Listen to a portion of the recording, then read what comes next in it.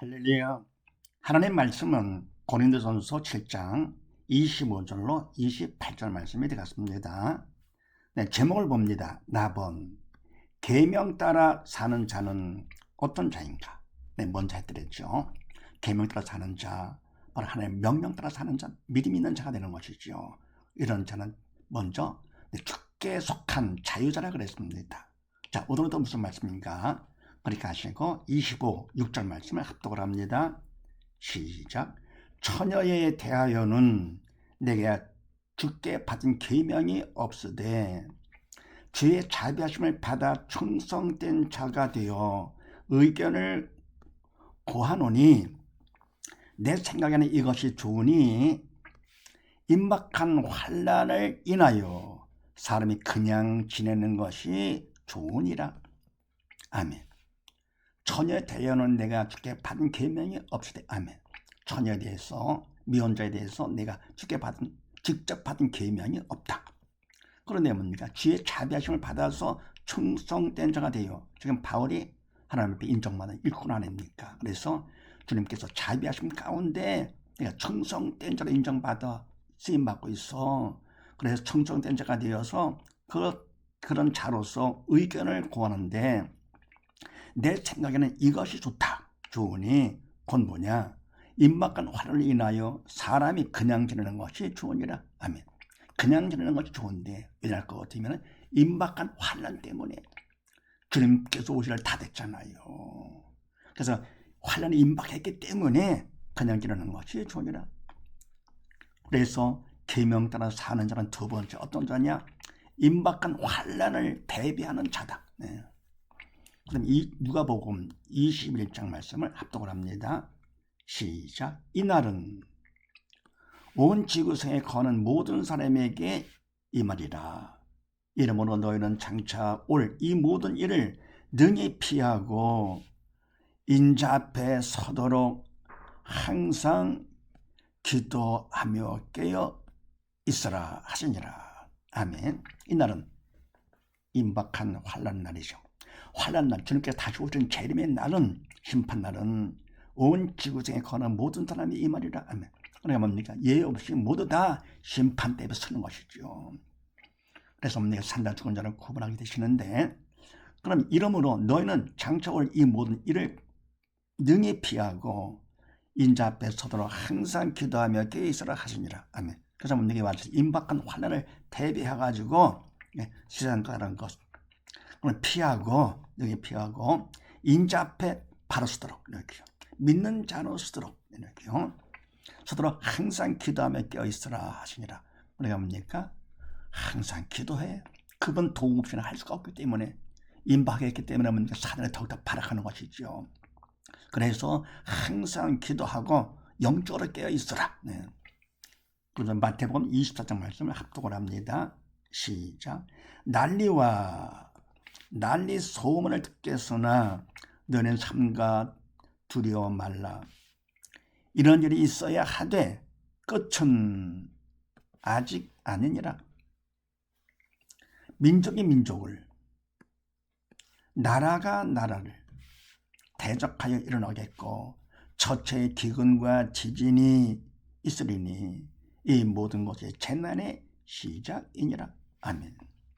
난리의 소문을 듣겠으나 어때? 지금 정신없잖아요. 그래서 뭡니까?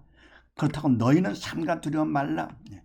이것은 난리 소문이 생기는 것이 바로 그것 때문에 두려워한다.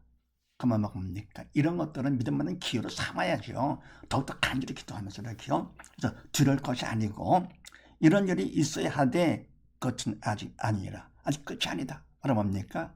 이런 것 하나님께서 바로 믿음 받는 기회를 주시는 것이죠. 모든 문제는 다 하나님이 허락하신 것이고, 더불어 사단을 통해서 허락하신 것이고, 바로 믿음을 확인하면서 더 큰 믿음 받으라고 하시는 것이죠. 그래서 이것이 뭡니까? 끝은 아직 아니기 때문에 뭘 하느냐? 그냥 깨어서 기도하는 것이죠. 그러면서 민족이 민족을, 나라가 나라를 대적하여 일어나겠고 처체의 기근과 지진이 있으리니. 아멘. 민족이 민족을, 우리나라는 뭡니까? 우리 같은 경우는 북한과 남한, 또 나라가 나라를 뭐 미국과 뭐 중국도 막 지금 정신없잖아요. 온 세계적으로 뭡니까? 전쟁도 막 일어나고요. 대적화 일어나겠고 첫째 기근과 지전이 있으니 자연 현상도 지금 정신없잖아요. 전에도 뭡니까? 그렇게 이게 심하지 않았던 것이 지금 그냥 첫째 기근과 지전이 있습니다. 네. 이 말은 뭡니까? 이제 그만큼 지구 자체도 불안합니다. 지구도 어느덧 정신없습니다. 그래서 뭐 과학자들은 그런 생각을 하는 것이죠. 이제는 이거로 끝나는 것이 아니라 점점 갈수록 더 심각해진다 그런 겁니다. 그래서 뭡니까? 깨어서 건신하고 기도할 때가 되는 것이죠. 하나님께서 이와 같은 문제를 통해서 뭡니까? 믿음 받는 기회 삼으라고 하시는 것이니까 사랑 가운데 첫째 기근과 지전이 있으리니 이 모든 것이 재난의 시작이기 때문에 아니 끝이 아니라서 어떡합니까? 그냥 항상 더욱더 기도하면서 부르짖는 기도하면서 그냥 깨어있는 것이 영적으로 깨어있는 것. 그래서 뭐라 뭡니까? 계명에 따라 사는 자는 두 번째 임박한 환난을 대비하는 자다. 그 다음에 27, 8절 말씀을 합독을 합니다. 시작. 네가 아내에게 매였느냐 노이게를 구하지 말며 아내에게 놓였느냐 아내를 구하지 말라. 그러나 장가가도 죄 짓는 것이 아니요 처녀가 시집가도 죄 짓는 것이 아니로되 이들은 육신의 고난이 있으리니 나는 너희를 아끼노라. 아멘. 네, 내가 아내에게 놓였느냐 노이게를 구하지 말며 아내에게서 놓였느냐 아내를 구하지 말라. 아멘. 그러니까 뭡니까? 남자, 내가 아내에게 매였느냐 아내랑 같이 살면서 아버지 뭡니까? 오직 주님만을 바라보며 살기가 좀 그렇잖아요. 남편으로서 의무를 행해야 되고 매였느냐 그렇다고 하면 노이게를 구하지 말라. 이혼 그러면 안 되는 것이고 헤어지는 것도 안 되고 아내에게서 놓였느냐 아내가 없느냐 또 그렇다고 아내를 구하지도 말라. 대인관계 너무 신경 쓰지 말고 바로 있는 그대로 하는 것이죠. 대신관계에 더 집중하는 것이죠. 환난이 임박했기 때문에. 그러면서 그러나 장가가도 죄 짓는 것이 아니요 처녀가 시집가도 죄 짓는 것이 아니로되. 아멘. 그렇다고 뭡니까?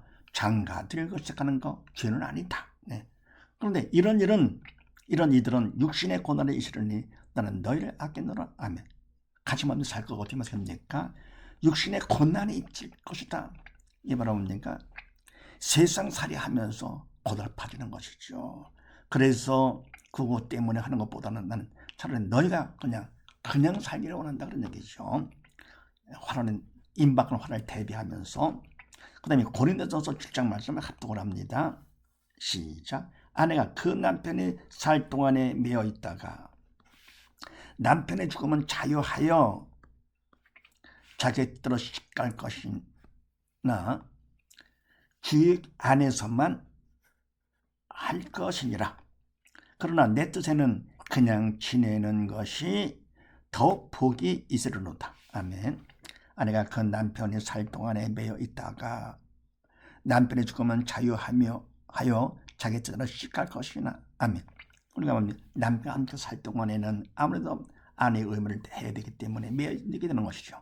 매여 있다가 남편이 죽으면 그러니까 남편에 대한 의무를 할 게 없으니까 자유하여 자기 뜻대로 시집갈 것이나 그러나 주 안에서만 할 것이나 시간도 하더라도 주 안에 믿음 안에서만 하라. 그래서 뭡니까? 주 안에서 대신관계가 더 중요한 것이다. 그러나 내 뜻에는 그냥 지내는 것이 더 복이 있으리로다. 그러니까 대인관계보다 주님께만 집중하는 것이죠. 근데 복이 있으리로다. 그래서 계명 따라 사는 자는 두 번째 어떤 자냐?